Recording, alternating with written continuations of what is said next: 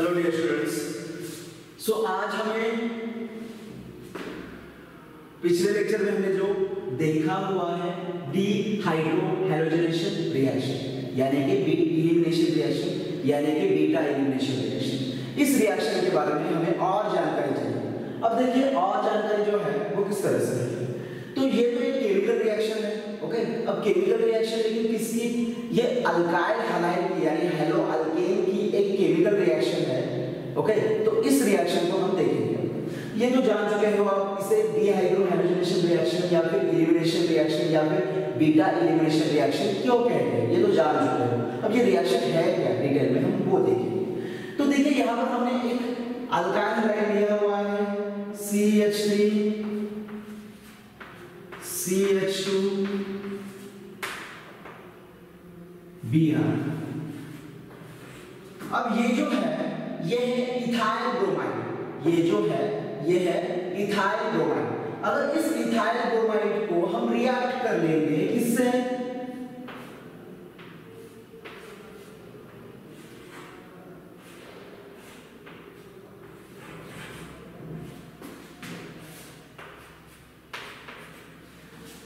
अगर इस ethyl bromide को हम रिएक्ट कर लेंगे अल्कोहलिक पोटेशियम हाइड्रोक्साइड के साथ, अगर इस इथाइल ब्रोमाइड को हम रिएक्ट कर लेंगे अल्कोहलिक पोटेशियम हाइड्रोक्साइड के साथ।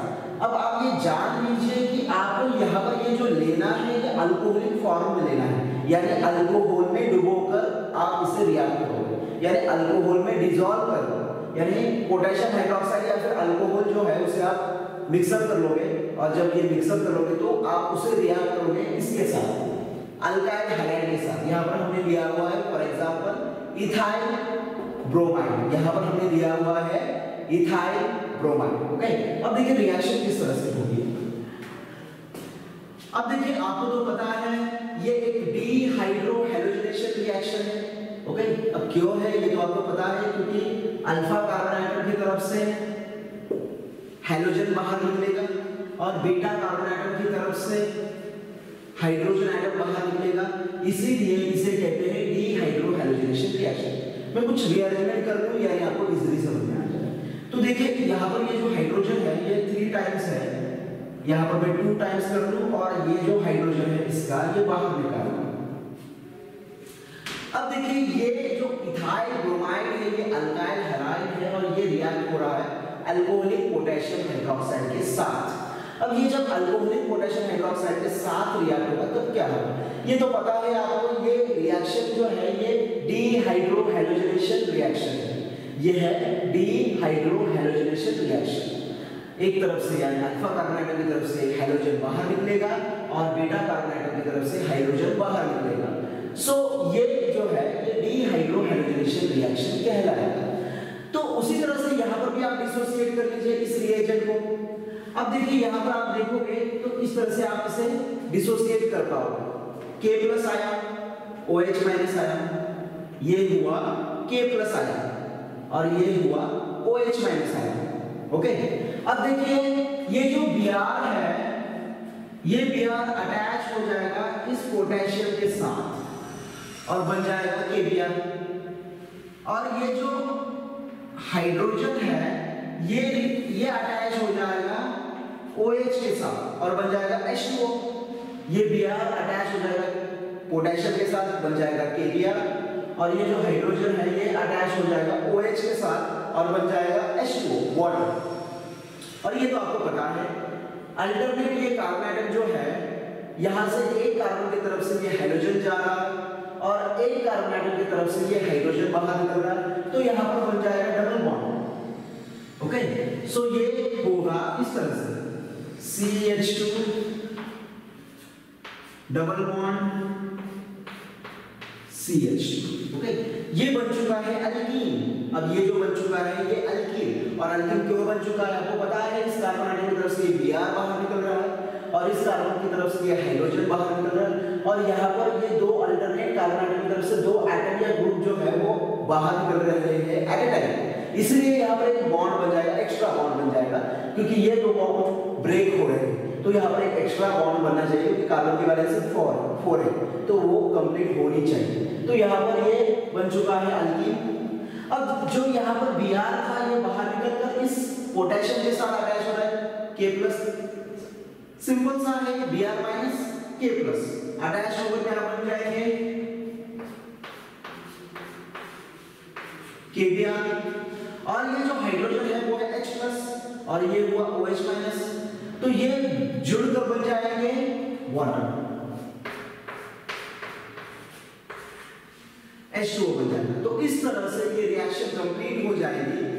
जब अल्काइल हैलाइड आप अल्कोहलिक पोटेशियम हाइड्रोक्साइड के साथ रिएक्ट करोगे तो आफ्टर रिएक्शन यहां पर आप देख सकते हो अल्कीन बन जाएगा, Kbr बन जाएगा और ये H2O बन जाएगा, यानी कि ये जो है Kbr और H2O ये हुए बाय प्रोडक्ट और ये हुआ मेन प्रोडक्ट अल्कीन। तो जब कोई अल्काइल हैलाइड किसी अल्कोहलिक पोटेशियम हाइड्रोक्साइड के साथ रिएक्ट हो जाएगा तो उनसे बन जाएगा अल्कीन, और इसी रिएक्शन को कहते हैं डीहाइड्रोहैलोजिनेशन रिएक्शन या फिर इलिमिनेशन रिएक्शन या फिर बीटा इलिमिनेशन रिएक्शन। ओके, और एक एग्जांपल ले लेते हैं।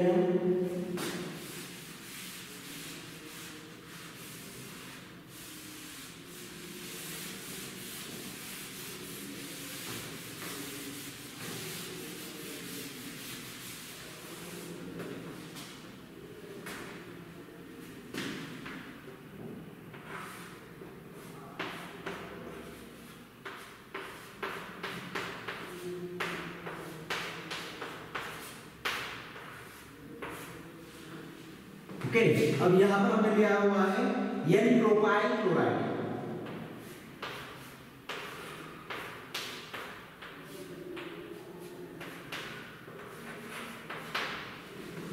तो आप यहां पर देख सकते हो, यहां पर आप डिसोसिएट कर लीजिए पहले से K+ और OH- आयन में। अब यहां पर आप देख सकते हो ये अल्फा, ये बीटा और ये गैमा। ओके, अब यहां से ये जो बीटा है, इस बीटा कार्बन एटम की तरफ से हाइड्रोजन बाहर निकाल लीजिए। तो ये जो Cl है ये अटैच करोगे आप K के साथ, और यहां पर ये जो हाइड्रोजन है वो अटैच करोगे आप OH के साथ, और यहां पर एक डबल बॉन्ड बन जाएगा। तो इस तरह से ये हो जाएगा CH3 CH, और यहां पर डबल बॉन्ड, क्योंकि दोनों तरफ से एक एटम या ग्रुप जो है वो बाहर निकल रहा है, प्लस KCl प्लस H2। तो ये इस तरह से यहाँ पर ये बन चुका है अल्कीन, इस तरह से ये यहाँ पर बन चुका है अल्कीन।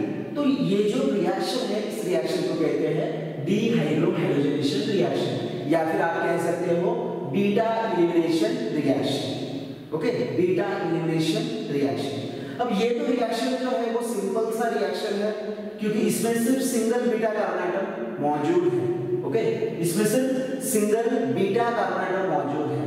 लेकिन अगर किसी रिएक्टेंट में more than 1 beta carbon atom available होगा, उसमें प्रेजेंट होगा, तो उस रिएक्शन को, उस रिएक्टेंट के साथ किस तरह से आप रिएक्शन दिखाओगे वो अलग सी बात है, क्योंकि उसके लिए सेंजेग रूल जो है वो फॉलो करना पड़ता है, और वो क्यों करना पड़ता है और वो इस तरह से क्यों रिएक्ट हो जाता है, वो सारी जानकारी जो है हम नेक्स्ट लेक्चर में देखेंगे।